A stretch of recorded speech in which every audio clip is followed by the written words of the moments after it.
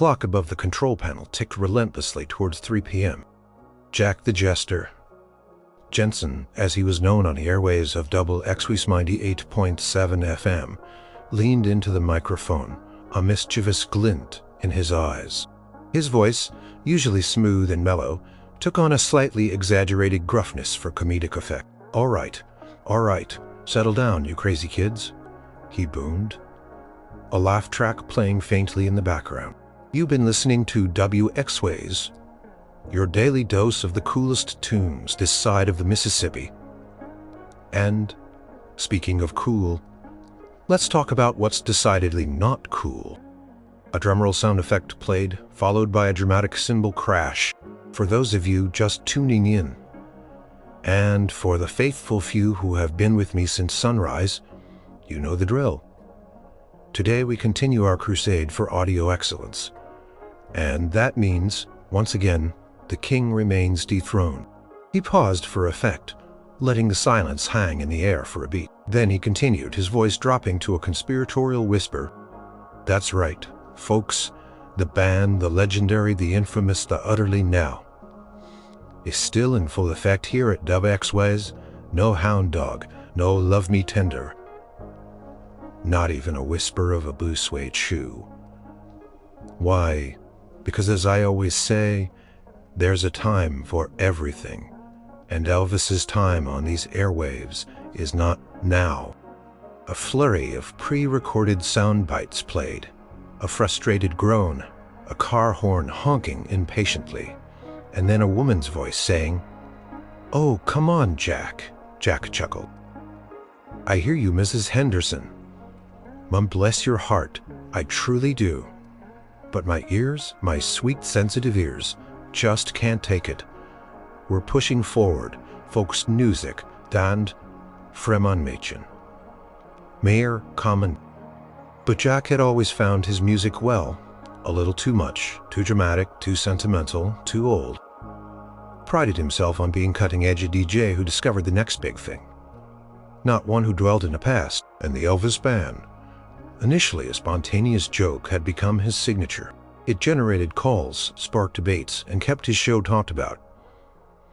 It was good for ratings. His producer, a young woman named Chloe, with an endless supply of colorful hair ties, slid a note across the console. Call from Mayor Thompson, asking about the band again. Jack smirked. Even the mayor was getting involved. This was excellent. "Speaking of our loyal listeners," Jack continued, smoothly ignoring Chloe's note, "I've received a number of passionate pleas today.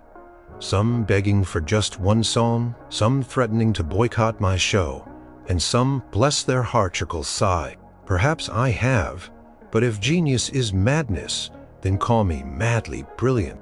He put on a light indie pop track, one he discovered himself last week, and leaned back in his chair, taking a sip of his lukewarm coffee. Chloe gave him a thumbs up. Jack wasn't a mean-spirited guy. He genuinely loved music. Just not that kind of music. Not from that era. Not from that guy. He had grown up with his grandmother, constantly playing Elvis records. Especially after his grandfather died.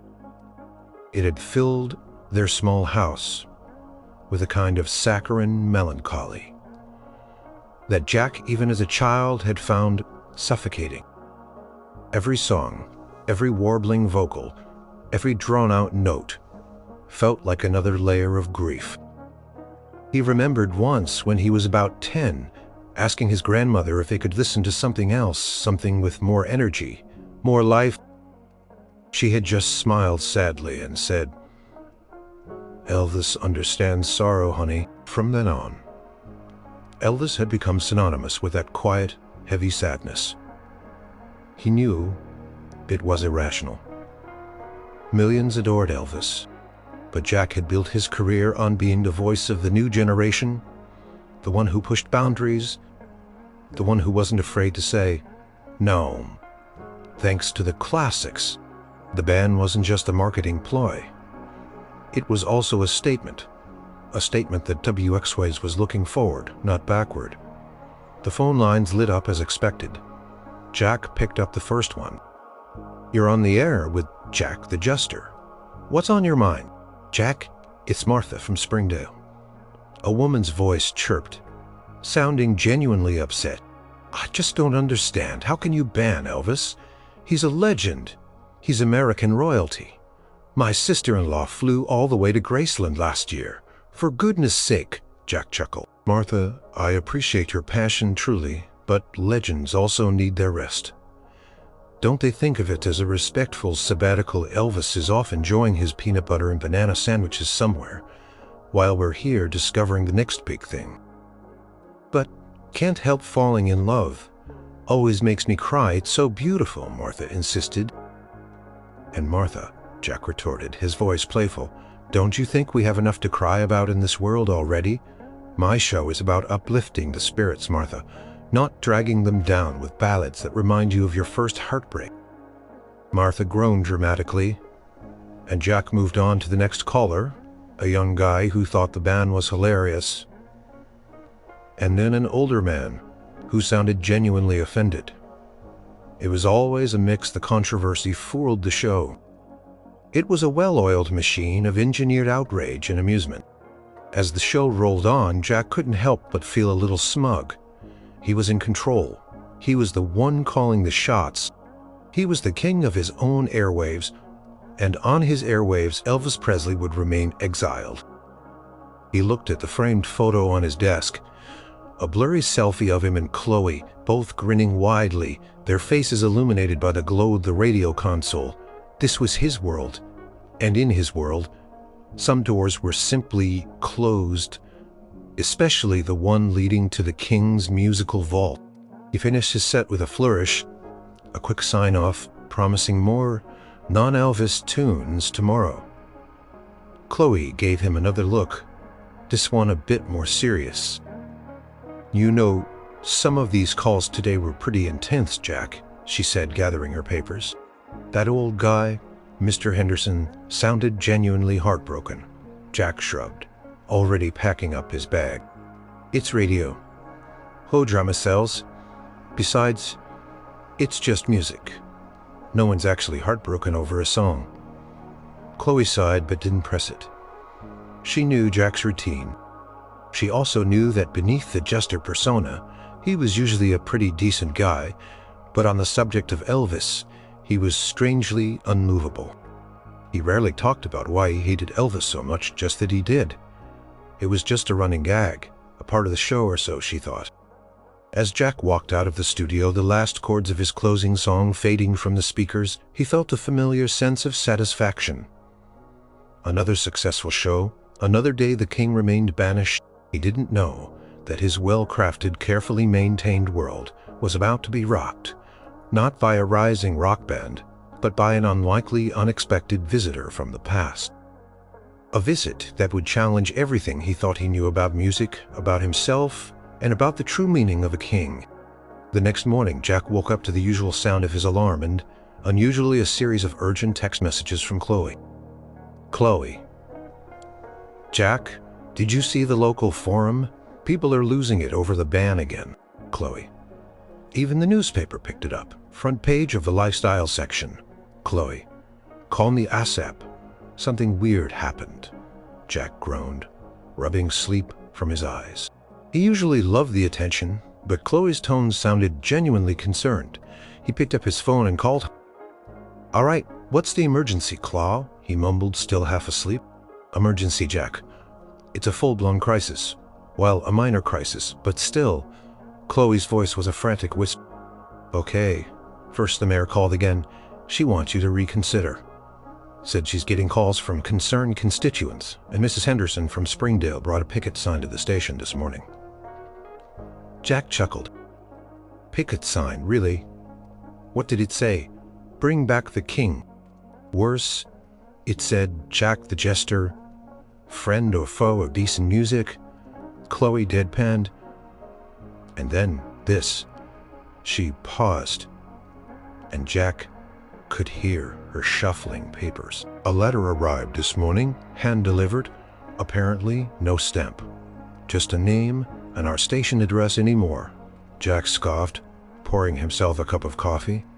"Is it a death threat from an Elvis fan?" "No, not exactly," Chloe said, her voice dropping lower. "It's odd. It's on thick, creamy paper. The handwriting is a bit flamboyant." "Well, read it, Chloe. Don't leave me hanging." Chloe cleared her throat.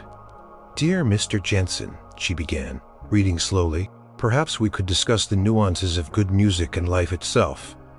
Over a glass of iced tea. Sincerely, a concerned listener. P.S. They call me the King." "They call me the King?" he spluttered. "Are you kidding me, Chloe? Is this some elaborate prank from Martha and her sister-in-law? Or the mayor trying to scare me?" "I don't know, Jack, but it feels different," Chloe insisted. "Paper feels expensive, and who would sign off like that? It's either a genius-level prank or what, Elvis Presley himself has risen from the grave and decided to drop by WXYZ for a chat." Jack laughed, a cynical, dismissive sound. "Come on, Chloe, it's almost 2000. Elvis died decades ago. This is clearly a joke, probably some local impersonator trying to get attention." "Maybe," Chloe said, though she didn't sound convinced. "But he says he's in your charming town. That part feels specific. Small towns, Chloe. Everyone knows everyone's business. Someone probably heard me on the air, talking about the band, and thought it'd be funny to send a fake letter." Jack tried to sound nonchalant, but a tiny prickle of unease had started to form in the back of his mind. The letter did feel a little too theatrical to be a regular fan.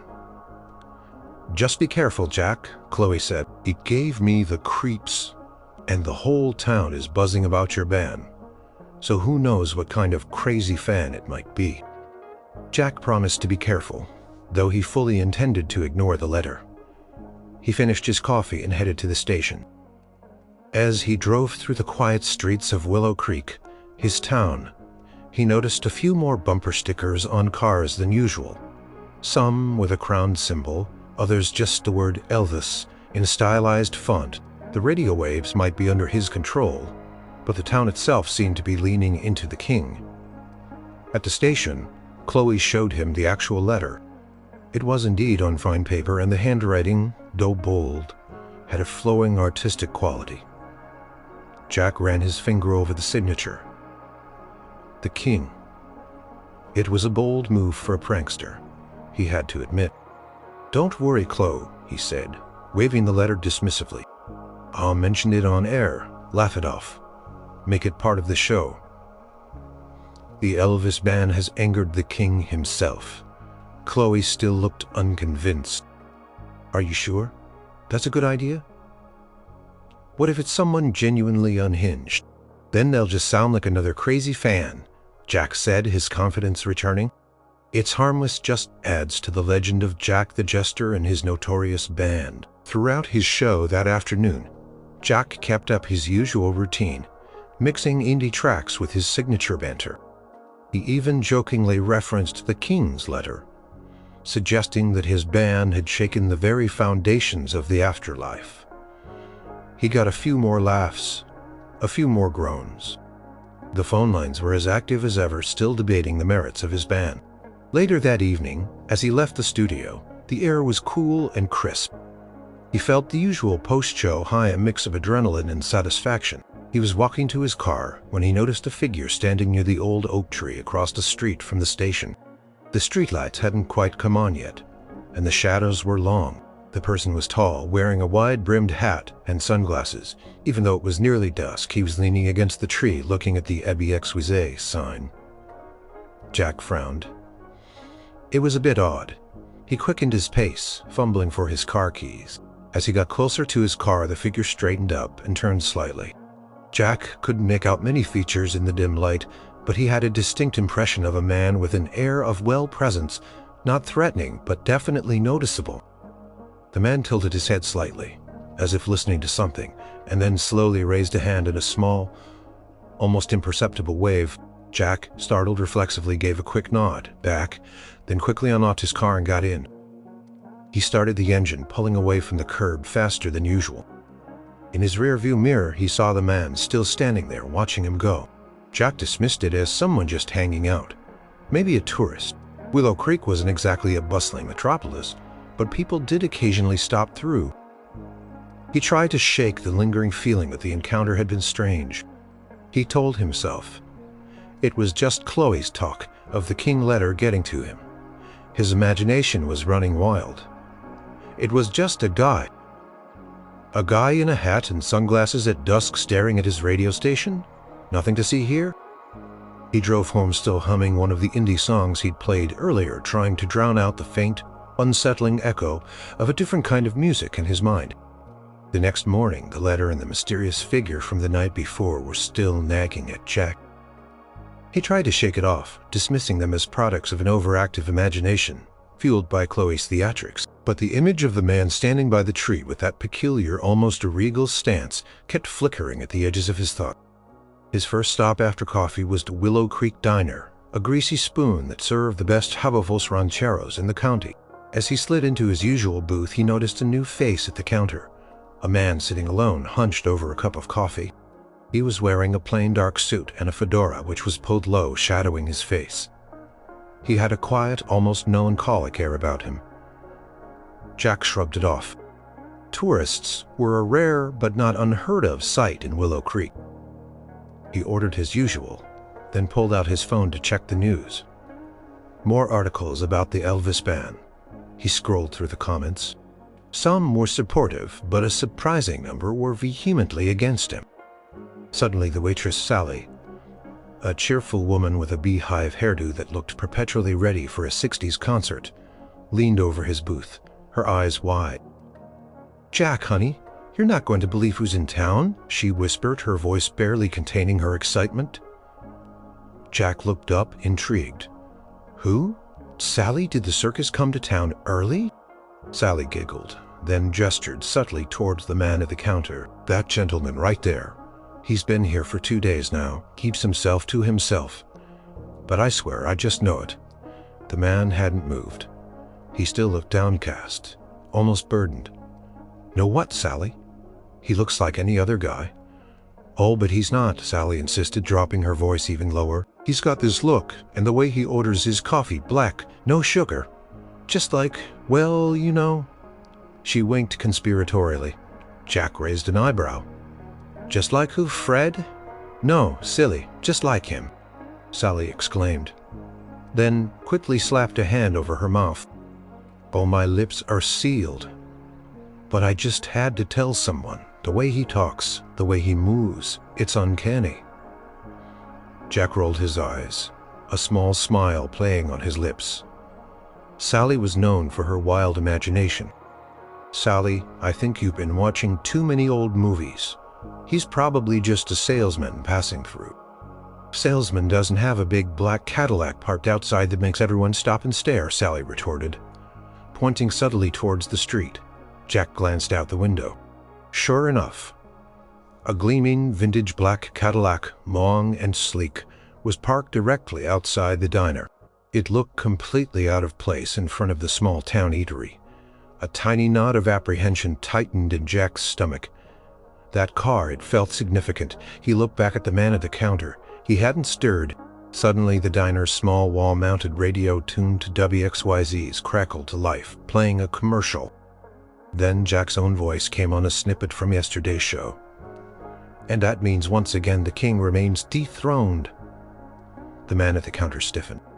He slowly lifted his head, his face still mostly obscured by the fedora, but Jack could see his jaw tighten. He took a long, slow sip of his coffee. Sally, caught up in her excitement, lowered her voice again. "See, even his presence makes your band sound silly, Jack," she whispered. Jack glared at the radio. Of course, his producer had set up those sound bites to play randomly. Perfect timing. The man at the counter finished his coffee, left a generous tip, and without another word walked slowly out of the diner. Jack watched him go, a strange mix of curiosity and unease swirling within him. He caught a glimpse of his profile as he exited, a strong jawline, a slight curl to his lip, and a flash of distinctive sideburns. Jack felt a jolt. No, it couldn't be. His mind raced, pulling up memories of photos, old album covers, documentaries, the height, the bearing, the way he carried himself. It was a long shot. A ridiculous thought. But the sideburns, he shook his head. He was letting Sally's crazy talk get to him. And Chloe's letter. He was letting his own stupid band create a paranoid fantasy. He ate his huevos rancheros quickly, his appetite somewhat diminished. As he drove to the station, he kept an eye out for the black Cadillac, but it was nowhere in sight. He arrived at WXYZ to find Chloe practically vibrating with excitement. "Jack, you won't believe it. We just got a delivery. A huge bouquet of blue Hawaiian flowers with a note attached saying, 'For the King's Court.'" Jack stared blankly at her. "What?" "And that's not all," Chloe continued, practically bouncing. "Call just came in from a Mr. Presley. He said he'd like to arrange a private meeting with you, Jack. Said he's been admiring your work from afar." Chloe paused, her eyes wide. He sounded exactly like him, like really, really good impersonation. Jack felt a cold dread creep over him. The sideburns, the Cadillac, the letter, the king. It was all falling into place. A puzzle he hadn't wanted to solve. "Chloe," Jack said slowly, his voice barely a whisper. "Did he say where he was calling from?" "He said he was at the Willow Creek Inn, the fancy one on the edge of town," Chloe supplied, oblivious to the growing horror on Jack's face. "He said to tell you he'd like to settle this little matter of the band man to man." He sounded so polite, and he even did that little laugh, you know, the ha thing. Jack put his hand on his head. No, this is impossible." He pulled out his phone, his fingers fumbling as he dialed the number for the Willow Creek Inn. When the receptionist answered, he asked in a strained voice, "Do you have a Mr. Presley checked in there?" There was a pause on the other end. "Just a moment, sir. Let me check the VIP list." "VIP list? Yes, sir." The receptionist's voice was calm, professional. "Mr. Presley is indeed a guest here. Is there something I can help you with?" Jack hung up the phone. His mind raced. This wasn't a joke. This wasn't a prank. This wasn't some impersonator. The king was in Willow Creek, and he wanted to talk about the band. His entire world, built on cynical humor and carefully constructed boundaries, was about to be turned upside down by a ghost from the past. A ghost who was very much alive and very much interested in his radio show. Jack spent the rest of the day in a daze. He tried to focus on his show, but his mind kept replaying the events of the morning. Sally's excited whispers, the black Cadillac, the letter, the phone call, and the receptionist's calm confirmation. Mr. Presley is ridiculously imbecile, and yet every piece of evidence pointed to the unthinkable. Elvis Presley, the king of rock and roll, was in Willow Creek, and he was here because of Jack's stupid band. During his show, Jack found himself glancing at the studio door, half expecting it to burst open and reveal a sequined jumpsuit. He stumbled over his words, a few times played the wrong sound effects, and even forgot to play his signature jingle. Chloe kept giving him concerned looks. "Jack, ding, like you've seen a ghost." "Something like that," Jack muttered, running a hand through his hair. He didn't dare tell her his suspicions. She'd think he was crazier, or worse, that he was trying to pull an even bigger publicity stunt. He needed to confirm it for himself discreetly. After his show, instead of heading straight home, Jack drove slowly towards the Willow Creek Inn. It was an old, elegant building on the outskirts of town, usually reserved for visiting dignitaries or couples on their honeymoon. He parked his modest sedan a little distance away and just watched. The black Cadillac was still there, parked prominently in the circular driveway. It was undeniably a classic, polished to a mirror. Sheen, Jack felt a knot in his stomach. This wasn't just a black Cadillac. It was the black Cadillac. He waited for a while, telling himself he was being ridiculous. This was all a hallucination. But the longer he sat there, the more convinced he became. The air around the inn felt different, charged with an almost tangible aura of celebrity, even if no one else seemed to notice it. As the sun began to dip below the horizon, painting the sky in hues of orange and purple, a figure emerged from the inn. Tall, broad-shouldered, wearing a simple dark jacket and a familiar fedora pulled low over his face. He walked slowly, almost contemplatively, towards a small private garden attached to the inn. Jack swallowed hard. It was the man from the diner, and the man from last night, standing by the oak tree. He felt like a detective in a cheap movie on the verge of uncovering a secret. He wasn't sure he wanted to know. He waited a few more minutes, then decided he had to get a closer look. He got out of his car, trying to act casual, and strolled towards the garden entrance, pretending to admire the carefully manicured rose bushes. The man was sitting on a stone bench, his back mostly to Jack, but Jack could see his profile as he looked out over the garden. He seemed deep in thought, a solitary figure amidst the vibrant flowers. He hadn't removed his hat or sunglasses, even indoors at the diner, and now, even in the fading light, they remained on. It added to his mysterious aura, but also shielded him, allowing him to be anonymous, or as anonymous as a man like him could be. Jack pretended to adjust his watch, inching closer. He could hear the faint murmur of conversation from the inn's restaurant, but out here it was quiet, only the chirping of crickets and the rustle of leaves. Suddenly, the man reached into his jacket pocket and pulled something out. It glinted in the dim light. Jack squinted, trying to see. It looked like a small, worn photograph. The man gazed at it for a long moment, his shoulders slumping slightly. There was a profound sadness in his posture, a weariness that went beyond physical tiredness. Jack felt a pang of unexpected empathy. Whoever this man was, whatever his story, he carried a heavy burden. It wasn't the picture he had of Elvis, the flamboyant, larger-than-life performer. This was a man burdened by something personal, perhaps even tragic. As if sensing Jack's presence, the man slowly turned his head. Jack froze. Their eyes, or rather Jack's eyes, met the dark lenses of the man's sunglasses. A moment stretched thick with unspoken questions. Then the man gave a small, almost imperceptible nod. It was the same nod he'd given last night. Jack, caught off guard, returned it reflexively. The man then spoke, his voice a low, gravelly baritone, carrying easily across the quiet garden.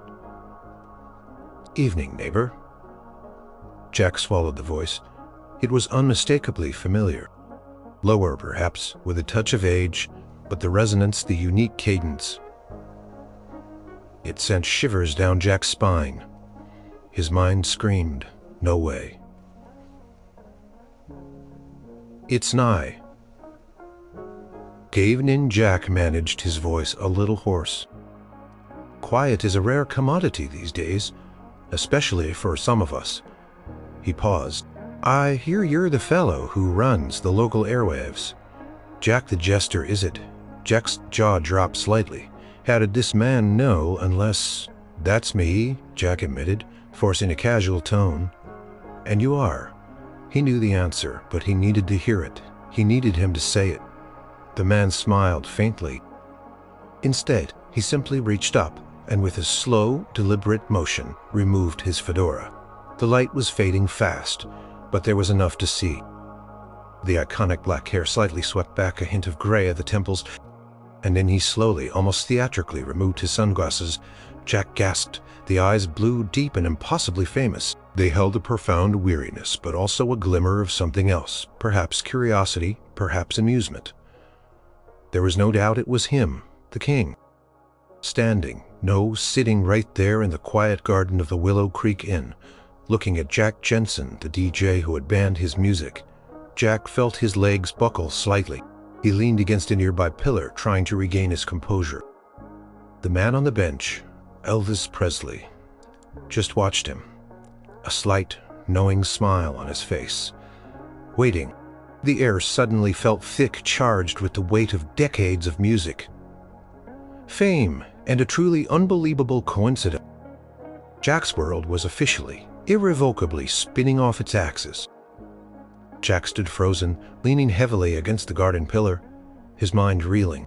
The face in front of him, etched by time and experience, was undeniably the one he'd seen countless times on album covers, on TV screens, in blurry old photographs. Elvis Presley, here in Willow Creek, looking at him. Elvis, sensing Jack's utter disbelief, let out a soft, low chuckle. It wasn't the booming laugh of a rock star, but a gentle, almost self-deprecating sound. "Cat got your tongue, son," he drawled, that familiar southern cadence rolling effortlessly from his lips. Jack pushed himself off the pillar, forcing himself to move to speak. "Mr. Presley?" he managed, his voice a disbelieving croak. "No, this can't be. You're... He trailed off, unable to finish the sentence, unwilling to voice the reality. Elvis leaned forward, resting his forearms on his knees. "Last I checked." "I'm still walking and breathing, son," he said, a hint of amusement now in his eyes. "Though I admit it's been a while since I had to explain myself quite like this." He gestured to the empty space on the bench beside him. "Care to join me?" It's a mighty fine evening for a chat. Jack, still in shock, found himself obeying. He walked on autopilot, his legs feeling strangely numb, and sat down gingerly on the stone bench. He stole a glance at Elvis, then quickly looked away, feeling like he was staring at a ghost. A very solid, very present ghost. "So," Elvis began, his voice calm, almost soothing. "I understand you're the fellow who's declared my music persona non grata on your airwaves." There was no accusation in his tone, only genuine curiosity. Jack spluttered. "The ban? Yes. But why are you here? How is this even real?" Elvis chuckled again, a deep rumbling sound that seemed to vibrate through the stone bench. "Well, son, I suppose fate has a funny way of working. I was actually in the area for a personal matter, visiting an old family friend who's been living here quiet-like for years. I like to keep things low-key these days, away from the hullabaloo." Turned his blue eyes back to Jack, a slight twinkle in them. "You've got quite the voice, Jack, and quite the opinion." Jack felt a flush creep up his neck. It's just a gimmick, Mr. Presley," he stammered, feeling suddenly very small and foolish. "A way to stir up some listener engagement? I didn't mean any disrespect, it's for the show." Elvis nodded slowly. "I figured as much. Most folks do things for the show one way or another, but I gotta say, hearing my music called Not Cool and Grandpa's 8-track collection, well, it got my attention." He leaned back, his gaze distant. "Reminded me a bit of when they first tried to ban my hips back in the day. Funny how some things just keep circling back." Jack swallowed hard. He had gone from being the confident, irreverent DJ to a tongue-tied schoolboy in mere minutes. His carefully constructed persona had completely crumbled in the presence of the very man he had so casually dismissed. "So, you wrote that letter?" Jack asked, the thought suddenly occurring to him. "The king?" Elvis grinned. A flash of the old charm. "Guilty as charged. Thought it might pique your interest, and it seems it did." He gestured around the garden. "I'd prefer to meet people face to face. Always have more honest that way, don't you think?" Jack could only nod dumbly. "And your producer, Chloe," she mentioned. "You got some flowers?" Elvis asked. "Blue Hawaiians, I believe." Jack stared. "Yes, you sent those too." Elvis nodded, a faint smile on his lips. "A little something to set the mood. I figured if I was going to visit the court, I ought to bring a proper offering." He paused, his smile fading slightly. "But my real offer, Jack, is a conversation. Not about the ban, not about my music, not even about me.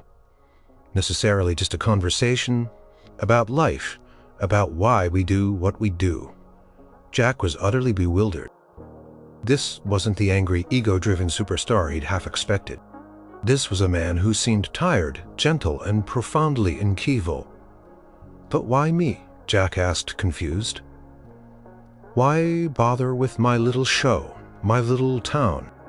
Elvis looked at him, his blue eyes surprisingly direct and deep.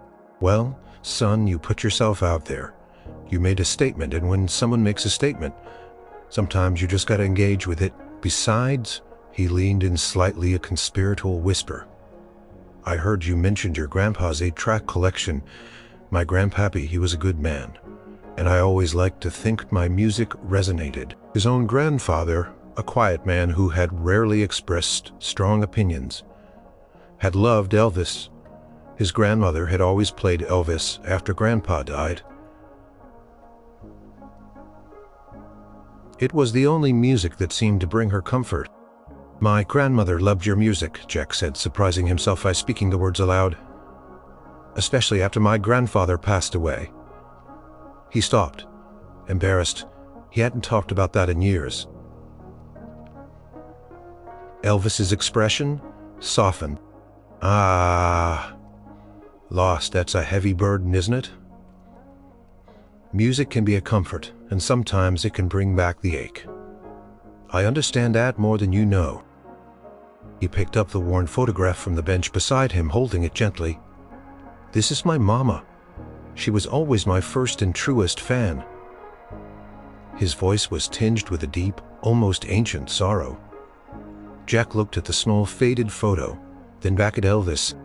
The weight of his own childhood memories, intertwined with Elvis's music and his grandmother's grief, suddenly felt very real. The band, which he'd dismissed as a mere gimmick, suddenly seemed crude, insensitive, and deeply personal. In a way he hadn't recognized. Elvis looked at the photo for another long moment, then slipped it back into his jacket. He looked at Jack, a compassionate look in his eyes. "So, Jack the Jester, are you ready to talk about some of that heavy stuff? Maybe clear the air, so to speak?" Jack stared at the legendary figure beside him. This wasn't just a chance encounter. It was an invitation to understand, to confront his own biases, to finally look beyond the superficial. His heart was still pounding, but the initial shock was slowly giving way to a strange, almost overwhelming sense of awe and curiosity. He had banned the king, and now the king was here. Not for an argument, but for a conversation. Jack nodded, feeling like he was standing on the edge of something profoundly important. "Yes, Mr. Presley," he said, finding his voice again.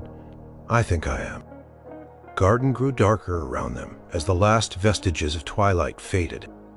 A gentle breeze rustled through the leaves, carrying the scent of night-blooming jasmine. Jack and Elvis sat on the stone bench. Two men from vastly different worlds, yet bound by an unexpected connection. "Please, Jack, call me Elvis," the king said, a warm smile on his face. "Mr. Presley makes me feel like I'm back in grammar school." Jack managed a faint smile. "Elvis." He repeated the name, feeling both utterly surreal and strangely natural on his tongue. "I'm still trying to process all of this. Why me? Why my show? There are thousands of radio stations, millions of people who openly dislike your music. Why here?" Elvis sighed, a sound that seemed to carry the weight of years. "Like I said, Jack, it was a coincidence at first. I was here for personal reasons, needed a quiet place to think away from the noise. And then I turned on the radio, and there you were, banning my music." He chuckled softly. "It made me stop, made me think. You see, most of the time folks either love me or hate me with a passion. But your band, it felt different, like you had a reason beyond just not liking the sound. It felt personal." Jack shifted uncomfortably. He paused, surprised at how easily the words came out. He hadn't articulated this even to himself in years. Elvis listened patiently, his blue eyes fixed on Jack, filled with understanding. "Ah, yes, grief," he murmured. "It leaves a mark, doesn't it? And sometimes things that are meant to bring comfort can end up reminding you of the pain instead. I know that feeling all too well." He looked to the sky, a distant, melancholic look in his eyes. "My mama, she loved my music. When I lost her, well, it was hard to hear it for a while too. Everything felt different. Everything felt empty." He turned back to Jack. "You know, Jack, music has a funny way of being everything to everyone. To some, it's a party. To others, it's a shoulder to cry on. And to your grandmother, perhaps, To find a connection to something beautiful in a dark time. Or maybe to connect to your grandfather, a shared memory perhaps. Jack considered this. He had always seen his grandmother's grief as something suffocating and Elvis's music as the soundtrack to it. He'd never thought about it from her perspective as a source of comfort, a bridge to a cherished past. "I guess I never thought about it that way," Jack admitted, his voice quiet. "I just wanted to escape the sadness." "And that's fair," son Elvis said, his voice gentle. "We all find our own ways to cope, but sometimes when we block something out, we block out more than just the painful memory. We block out the good parts too, the parts that heal." He paused, then continued, his tone shifting slightly. "And about the Grandpa's 8-track comment, I get it. To a young fellow like you, my music probably sounds like something from another planet. The world moves fast. Trends change. But you know, the heart doesn't change that much, does it? The feelings people have, the struggles, the joys, that cuts through the years. It speaks to that. It cuts through the years." Jack thought about his own show, his pursuit of the next big thing. Was he just chasing novelty, or was he truly connecting with something deeper? "I pride myself on being modern," Jack said, trying to regain some of his professional composure, "on bringing new sounds to the airwaves, not dwelling in the past." "And there's honor in that, Jack," Elvis conceded. "Innovation is important, but the past isn't always something to escape from. Sometimes it's a foundation, a root, and some roots run deep for a reason. They nourish the present." He paused, a wry smile touching his lips. "Besides, if nobody played the old stuff, how would kids today ever know where rock and roll truly came from? It wasn't born in a vacuum, you know." Jack actually laughed, a real genuine laugh for the first time since this unbelievable encounter began. "I guess not. So what's your favorite kind of music, Jack?" Elvis asked, changing the subject, his eyes curious. Jack, surprised by the question, thought for a moment. "I like indie rock alternative. Some electronic stuff that's experimental, fresh." "And what's the common thread, you think?" Jack mused. "Energy, I guess. Something that makes you feel alive. Something that makes you want to move." Elvis nodded slowly, a knowing look on his face. "Energy, feeling alive, making you want to move sounds an awful lot like what folks said about my music back in the day. Funny that." Jack blinked. He hadn't thought of it that way. The raw, untamed energy of early Elvis. He had been so caught up in the labels, the eras, the band, that he had missed the fundamental connection. "Look, Jack," Elvis said, leaning forward. "I'm not here to demand you play my records. That ain't my style, my time on the stage. In the spotlight, that's mostly behind me. I just wanted to talk, man to man, to say that sometimes when we hold on to old hurts or old ideas, we can miss out on something beautiful that's right in front of us, or in this case on your airwaves. This has been a mighty fine talk. I appreciate you taking the time." Jack scrambled to his feet. "Wait, you're just leaving?" Elvis smiled. "I got a flight out of here tomorrow, first thing. My business here is done, but I wanted to make sure yours was too. At least the business of that band." He extended a hand. "Was a pleasure, Jack Jensen. You got a good heart, even if you do ban the king." Jack took his hand.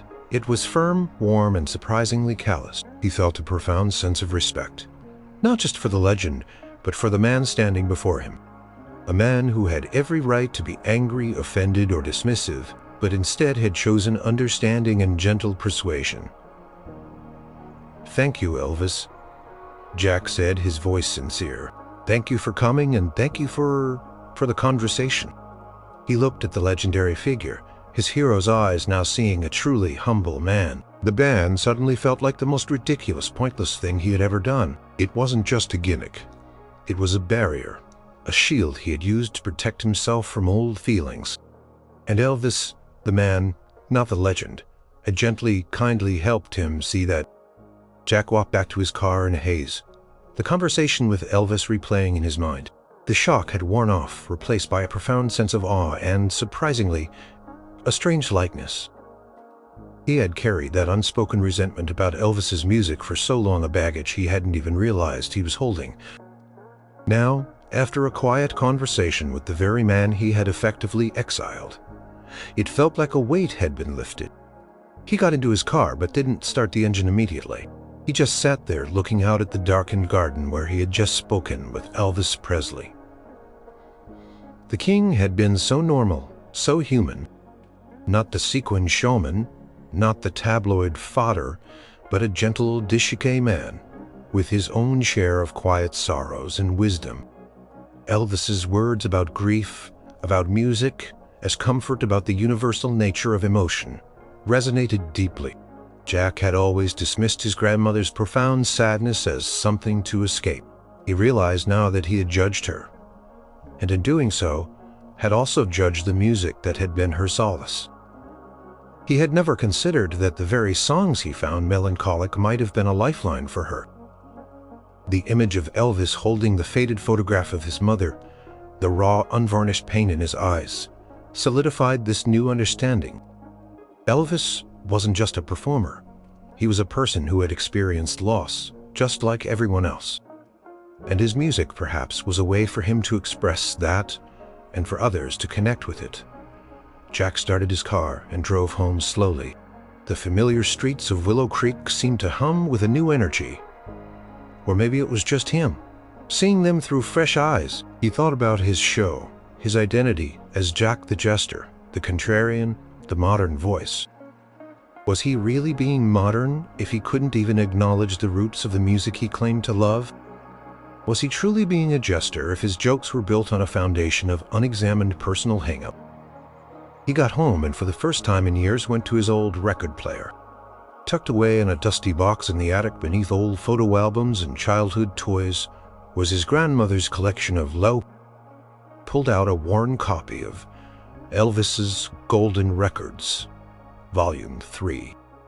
Cover was faded, but the image of Elvis, young and vibrant, was still striking. He carefully placed the record on the turntable.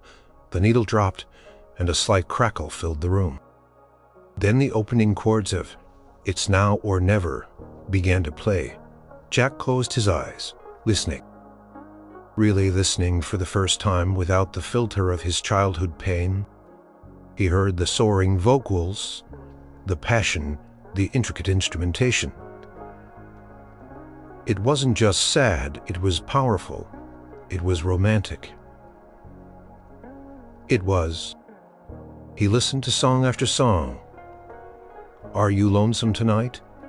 Good Luck, Charm, King Creole.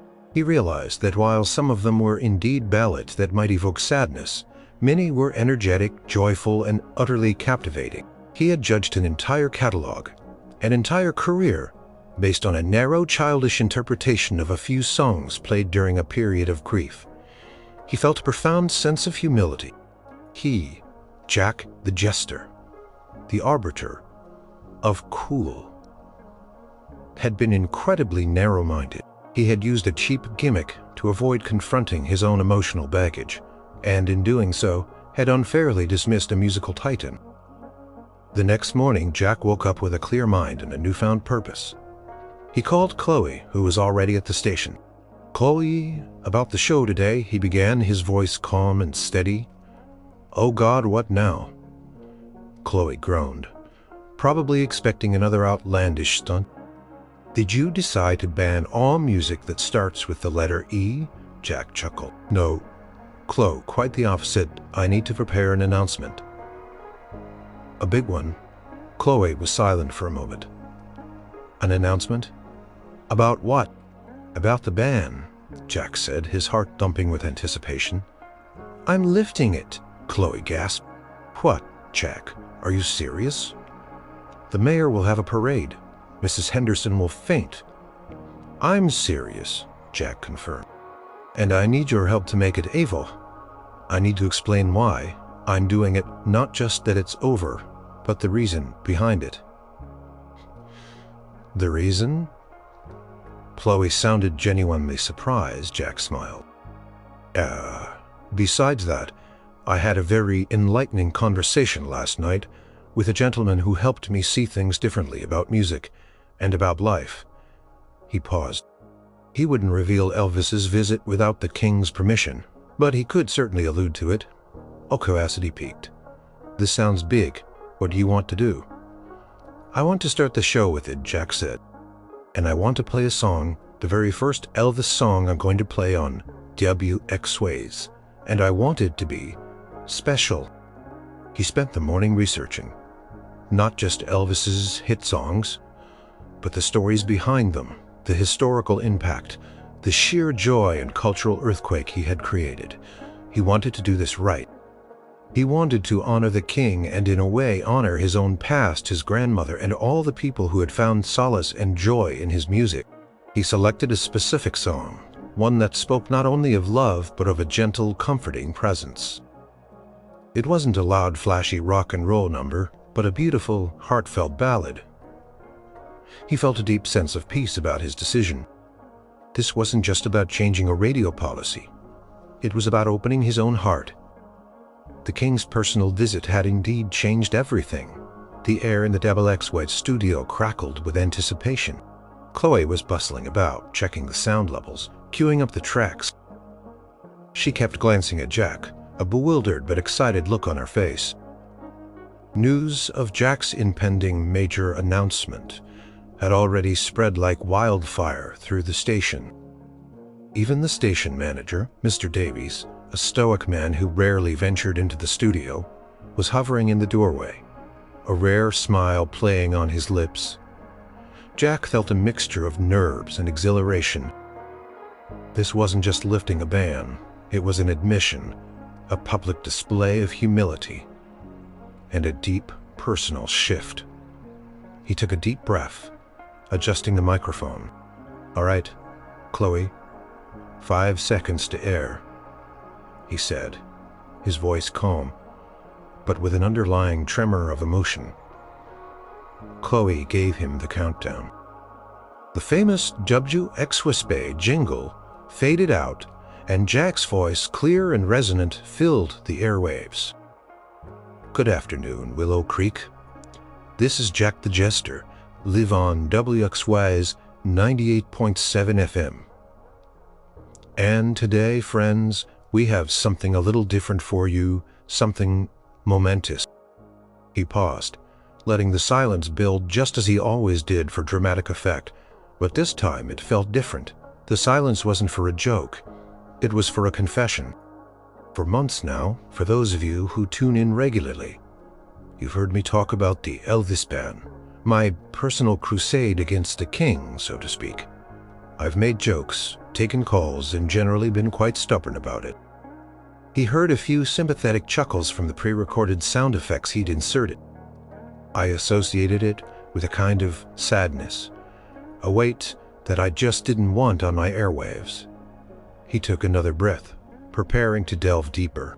That it's about connection, about feeling, about shared human experience in all its forms. Joy, energy, and yes, even sorrow. He glanced at Mr. Davies, who was nodding slowly, his expression thoughtful.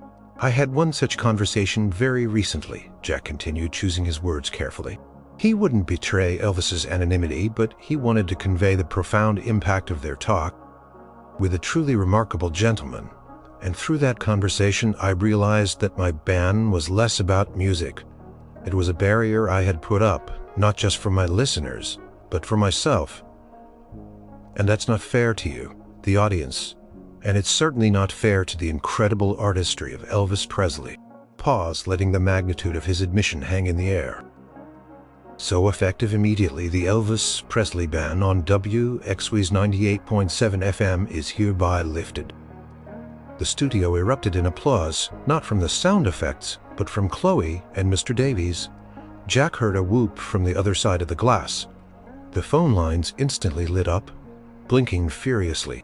"Now," Jack continued, a genuine smile spreading across his face, "I know what you're thinking, Jack the Jester. What are you going to play first?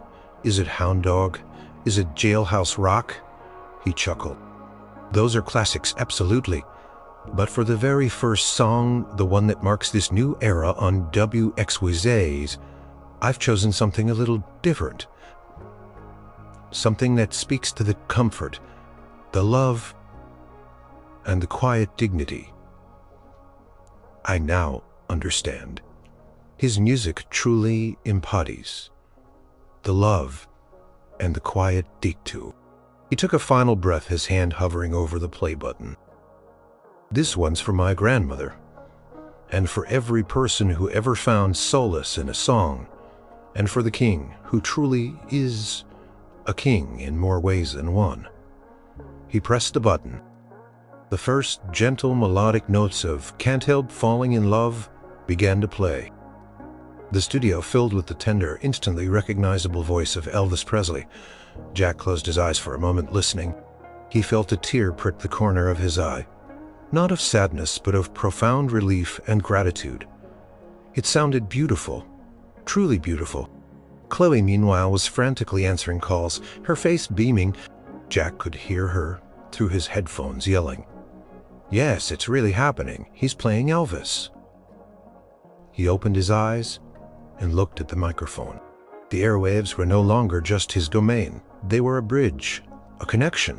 And for the first time in a long time, Jack felt like he was truly living up to his radio name, not as a jester who mocked, but as a jester who brought joy and understanding. The moment of truth had arrived, and it felt like absolute redemption. The moment the gentle melody of "Can't Help Falling in Love" filled the air. The WXYZ phone lines absolutely exploded. Jack hadn't seen them light up like this since the great snowstorm of '97, when he'd broadcasted for 48 hours. Straight keeping the town updated and entertained Chloe was a blur of motion, picking up call after call.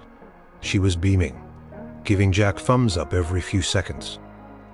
Even Mr. Davies, the station manager, had pulled up a chair in the studio, listening intently, a look of profound satisfaction on his face. Jack leaned back, letting the song play, absorbing every note, every word. It wasn't just music. It was a revelation. He felt an emotional connection to it now that transcended his childhood memories. It was a universal declaration of devotion, pure and simple. When the song faded out, Jack leaned into the microphone, his voice still tinged with emotion. That, my friends, was Elvis Presley. And it felt good, really. Really good. Das, the food, the fody with the raid. Jock, is that really you? It was Martha from Springdale, her voice trembling.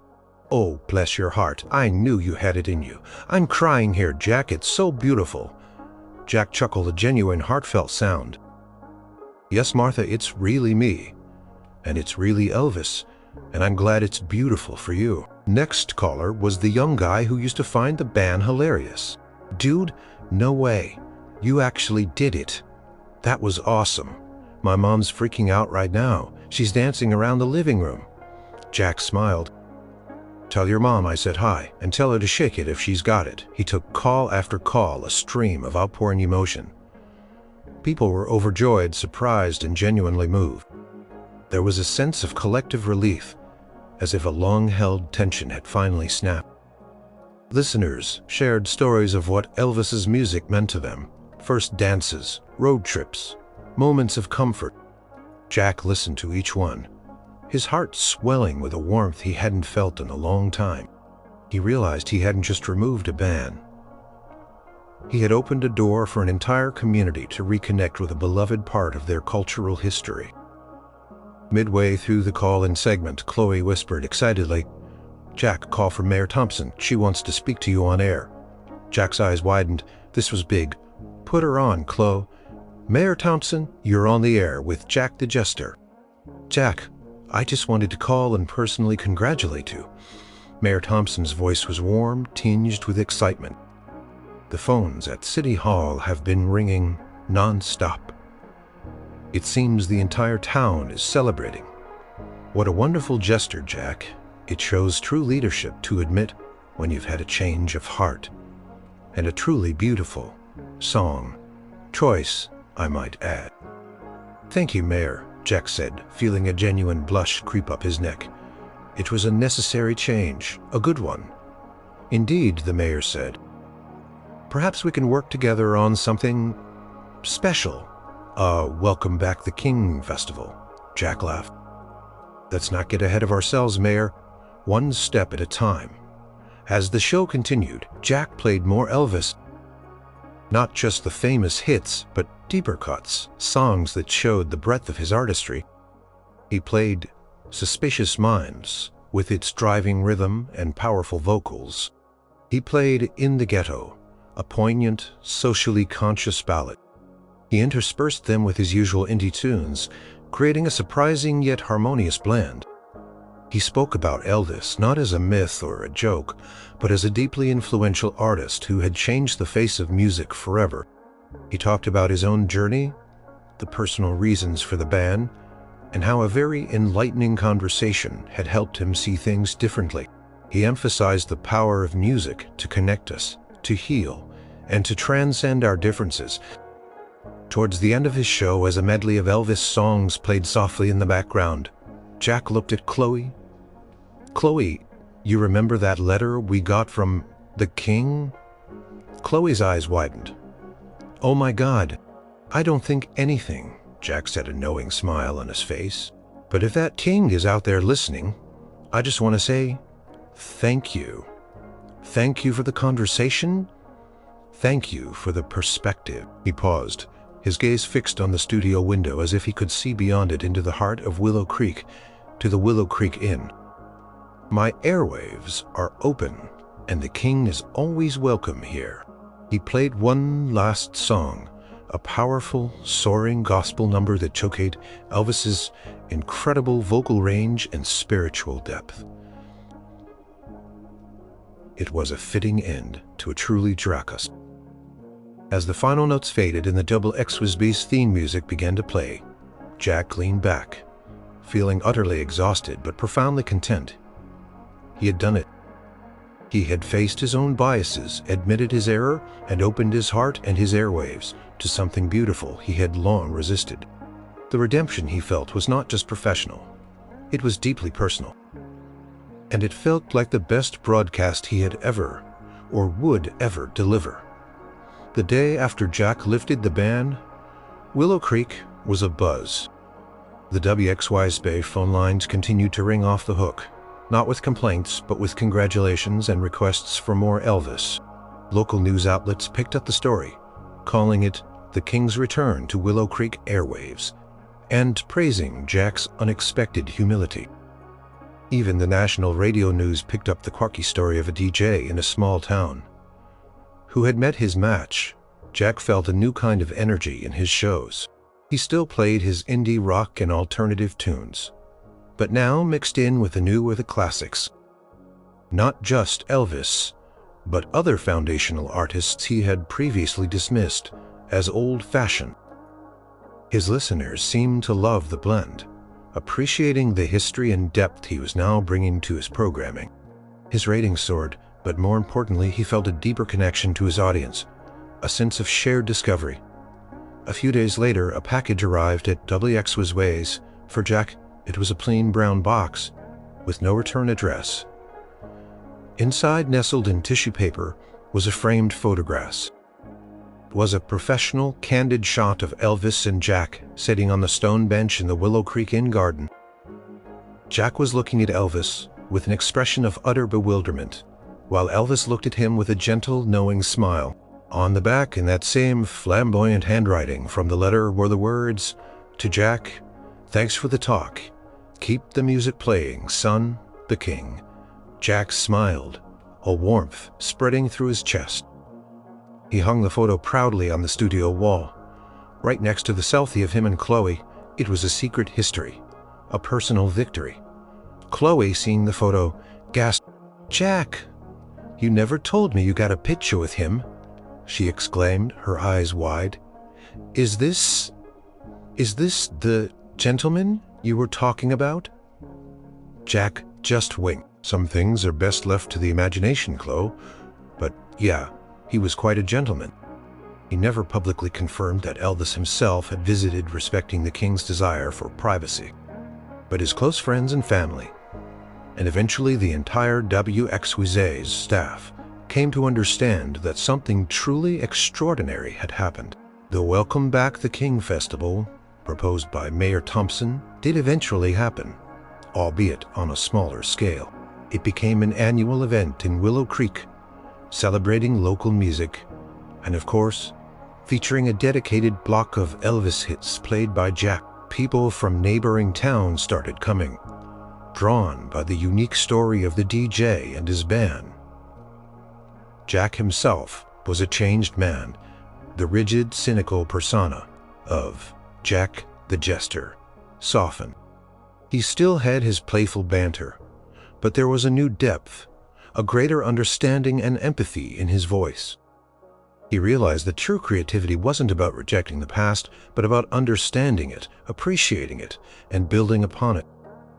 He also found himself listening to his grandmother's old Elvis records more often, not with sadness, but with a quiet sense of connection. He imagined her listening to the same songs, finding solace, finding strength.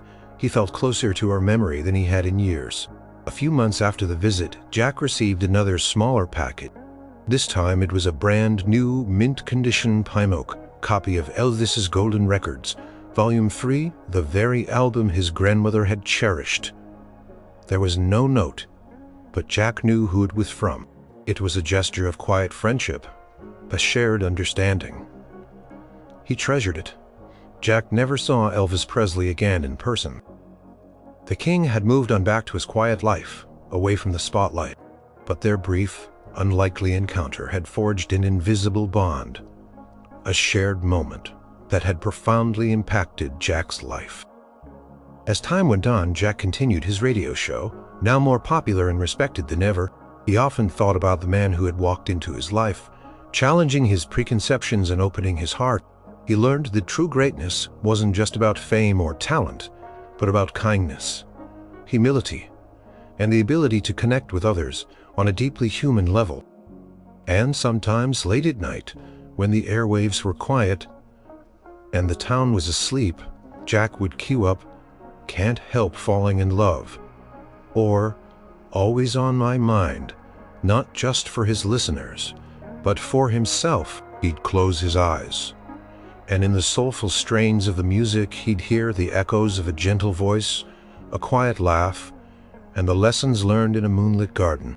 The king's personal visit had truly changed everything, not just for Jack's radio show, but for Jack himself, and he was eternally grateful for it.